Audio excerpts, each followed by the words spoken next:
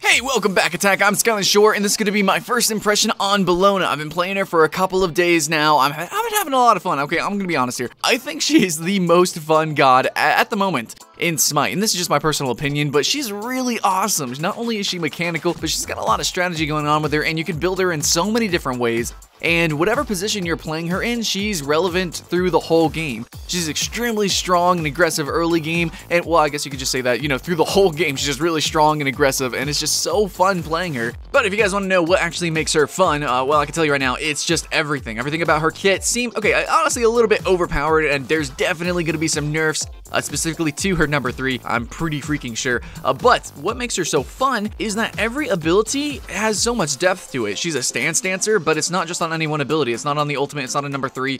Every ability will modify your combat. It'll modify your basic attacks, but you also get that ability. So unlike Odir, which just modifies the basic attacks in League of Legends, you actually have an ability, so you press number 1, 2, or 3, and you have an ability, and then after that, your basic attacks are modified, and it's to such a degree that it really changes up the gameplay. It can change up the flow of a fight, a team fight, 1v1, whatever. It just changes up your gameplay, and that's pretty awesome. So you have a lot of different ways you can play her, or at any one time, you can do so many different things. She's very flexible, and that makes her very fun. So let's go ahead and start with her number 1, which is going to be a dash and then a conal slow. She gains a shield, and then your attacks from there on will give you stacks, and then you get a block. This block not only mitigates damage, but it also reflects some damage. So this is supposed to be really good for dueling if you want to do lots of damage and just finish somebody off, but at the same time mitigate some other damage. Now her number 2 is a pretty interesting ability. This is really good for wave clear. You do a AoE damage, you kind of spin your hammer around, you do AoE damage, and then you actually come up and it does a second part where you slam down the hammer in a line. This is really good for clearing waves, and after that, all of your basic attacks will actually be AoE attacks. It hits everyone around her.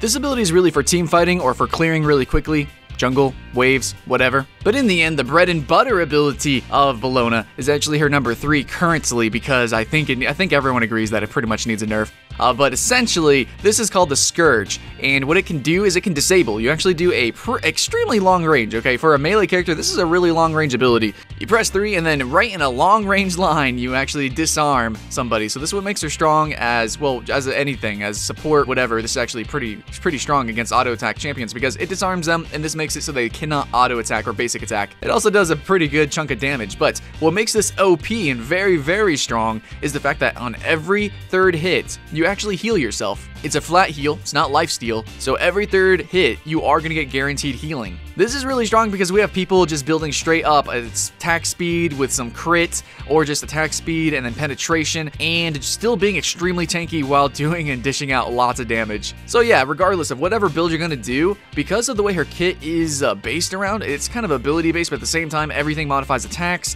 so you kind of want some attack speed. You're definitely going to want at least one attack speed item. But if you want to take advantage of the Scourge and utilize that build, then pretty much just go full attack speed, Quinn size, Aussie, a little bit of lifesteal, yeah. If you want to pick up some crit, why not? Pretty much regardless of what you're doing, as long as you're building attack speed, you're going to be tanky. Honestly, it's pretty broken. Alright, but yeah, let's go on to the ultimate. The ultimate, I think, is actually really cool, and she would not be as fun as she is without this ultimate. So the ultimate, she plants a standard, but she doesn't just lay down a flag. She doesn't call it from the sky like Guild Wars 2. She actually she freaking jumps in the air. It's actually a really big leap, and then she freaking slams down this flag. It does AoE damage. The AoE is not too big, and then it also does an AoE stun, but you have to land right on them. Other than that, once the standard is planted, it's going to radiate some buffs. It's going to give you protections for you and your allied gods, and it's also going to give you attack power. So if you're going to have a team fight, you're going to want to jump in with this, initiate with this, or be a secondary initiation to kind of stir up some trouble there. And it's going to give you overall an edge, absolutely an edge. It is something that will turn a team fight, especially if you can land on a carry. But you can also use this as a really good escape. Now the leap is really good range, but it's not super duper huge. There are some parts of the walls or the map that you cannot jump over, and you're gonna have to fandangle around your aim in order to actually jump over some walls. But overall, it is really good. Especially considering her passive, right? Because she's actually very, very mobile and very good at dueling. Literally, there have been occasions where I have auto-attacked people while walking backwards and still moving faster than them because of my passive, which also makes her really strong as an auto-attack god. She basically, what happens is as she takes damage, and as she does damage with her auto-attacks, she gains protections and she gains movement speed, and it's pretty dramatic too.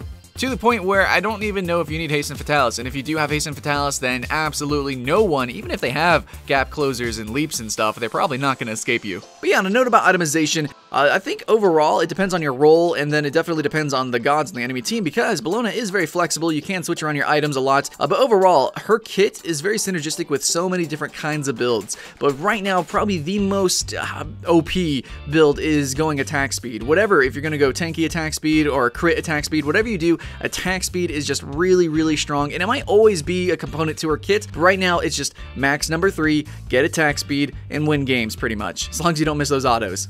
But if you want to know how to beat Bellona, what's really strong against Bellona is burst. You need to lock her down and then just annihilate her, because she gets protections based on auto attacks and auto attacking. Also, it's because of the lifesteal and auto attacking that she does damage and heals. So pretty much, if you just burst her, then that's GG. Her leap isn't terribly huge. It can cross some walls, and it does, well, it is a leap.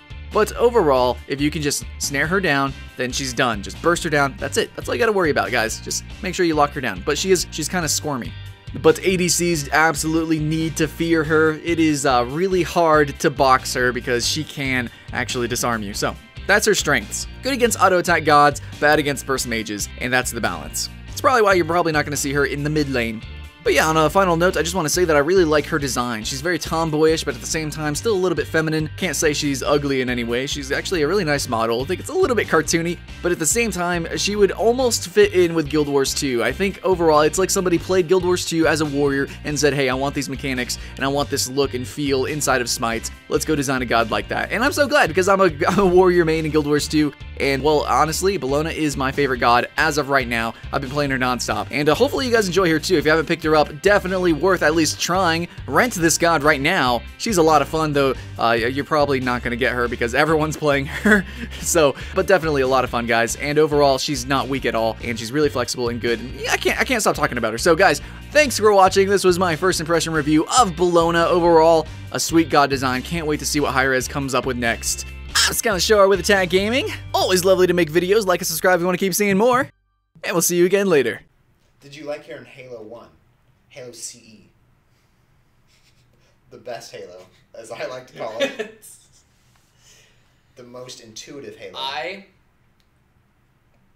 did not know this before the Master Chief Collection. I fucking hate Halo 1 with a living passion. What a bad fucking game. I mean, you play half the game, it's new levels. The second half of the game... Oh. That was the loudest sound we ever recorded on this show. Oh, I see it. You broke it.